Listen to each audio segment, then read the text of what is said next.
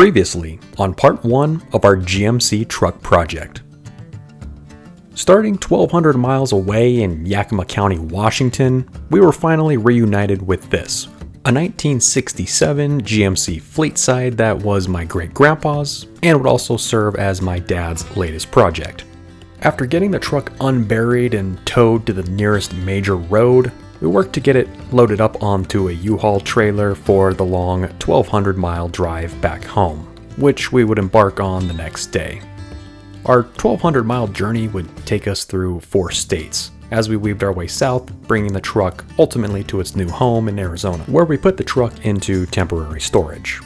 Today, we continue the project, going through a deep and thorough cleaning before prepping the truck to move to its final build location on the side of the house. In addition to working on a few little projects along the way, we would also begin to tackle the massive list of parts we would need to acquire for the next major phase of the project.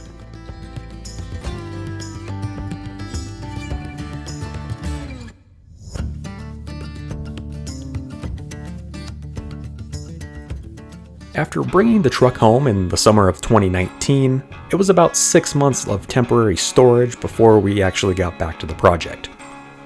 We had let the weather cool down a bit and done some prep work before deciding to move the truck to a more workable place on the side of the house. Completing this project in the garage just wasn't going to be possible.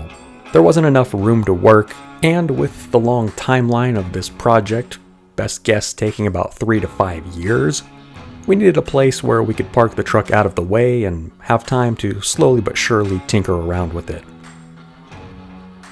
We rolled the truck into the Arizona daylight for really the first time ever, getting a good look at the patina and dents that had come with this truck all the way from Washington. The truck certainly had lots of character, and coming from a wet and snowy climate, a bit of rust and expected weathering along the way. At least in its new home here in Arizona, we really wouldn't have to worry about the weather, aside from potential sun damage, but the plan was really to leave the paint job in this kind of suspended state of decay. Despite a fairly thorough cleaning up in Washington and the long drive south to air things out, the interior and the bed were still in pretty rough shape. Before getting into the nitty-gritty of cleaning, we went through the truck and found a lot of mementos from its time as a general contracting truck when my great-grandpa owned it.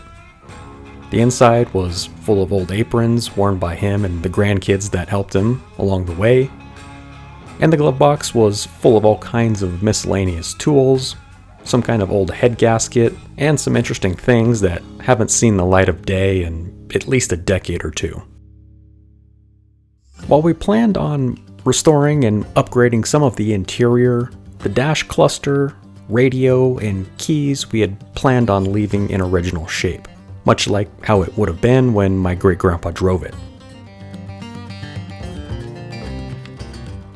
We got started on vacuuming out the inside and doing a thorough cleaning of all the dust, rust, and grime that had built up over the years. And there was a lot. While my dad worked on the inside, I worked on the back, which had become temporary storage for the trip down and also its time parked in the garage. Despite already cleaning this out in Washington, the bed was still full of all kinds of leaves, dust, and junk that had built up over the years. With the help of some PB Blaster and a little bit of elbow grease, we got the driver's side door operating again, which had been frozen shut when we had arrived. We also worked on getting the window rolled back up, which had been left down during its time between the wrecking yard and us picking it up, and letting all kinds of weathering in the cab. The truck was looking pretty good, and the progress we were making was noticeable. Inside, the bench seat was in pretty rough shape. A few different animals had clearly made their home on the inside during its time outdoors. Since we didn't plan on keeping the bench seat, we got it unbolted and removed, which would allow us to have a bit more of a blank slate when customizing and restoring the interior seating position down the road. The gas tank, which was located behind the seats, would also eventually be coming out and relocated in the back of the truck.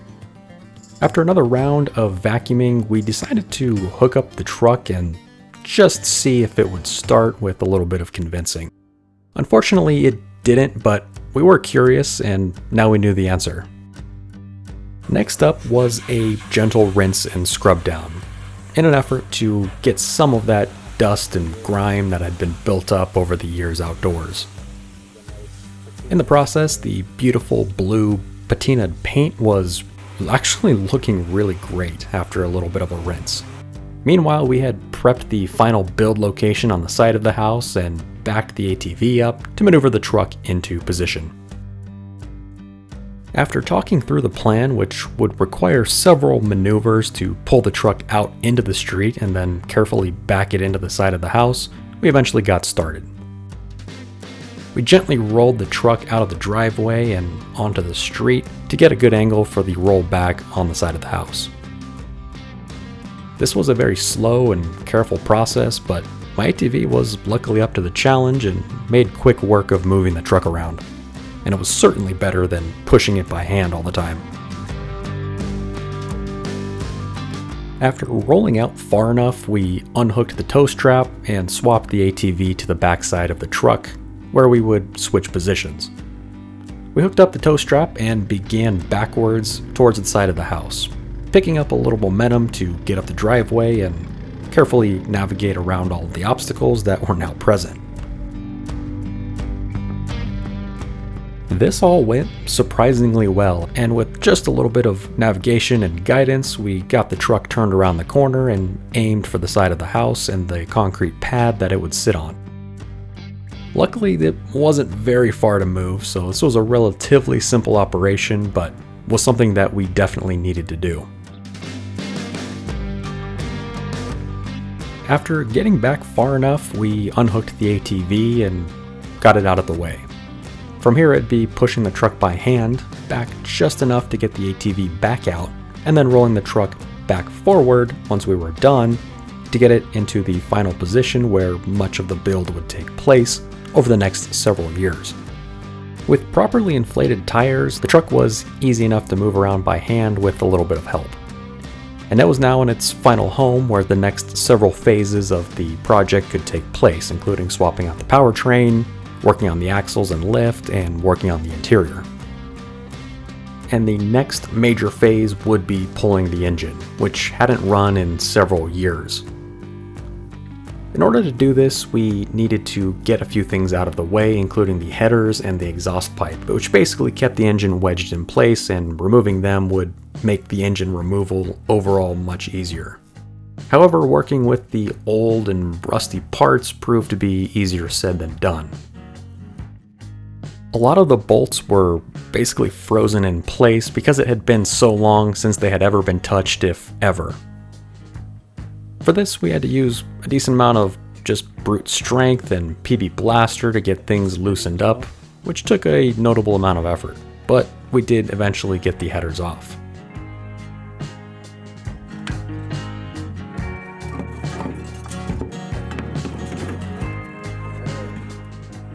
Because this was a 6-cylinder, my dad really wanted to swap out a V8, and we'll get into all those details in the next part of the project, but suffice it to say he wanted a little more power because this 6-cylinder just wouldn't be able to give enough.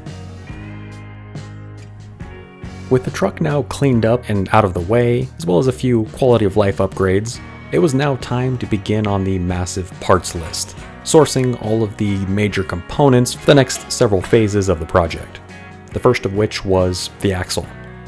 This is the front axle off a 6x6 military truck, and because my dad wants to incorporate rear steer as well to this project, we would actually be using 2 of these steerable axles down the road. But for now, it was just about getting the one home and unloaded. And since this was going to be a 100% custom project, there was really no right way to source all of these parts. We basically had to see what was out there and then see what would fit the application that my dad was aiming for. Moving around all these big heavy things proved to be a bit more challenging than expected, using engine hoists, roller carts, and muscle where needed. The next major component was the engine, which ended up being a crate motor that we had purchased new online. We carefully got the engine jacked up and unloaded before getting to unboxing the thing and inspecting it for any damages. Of course, the stock motor wouldn't be going into the truck. My dad had some upgrades planned, including a bigger cam and a few other things that would involve us basically ripping apart the engine and swapping out a few components and then putting it back together, all in the effort of making more power. Out of the box, the engine looked great and would be the perfect choice for this truck.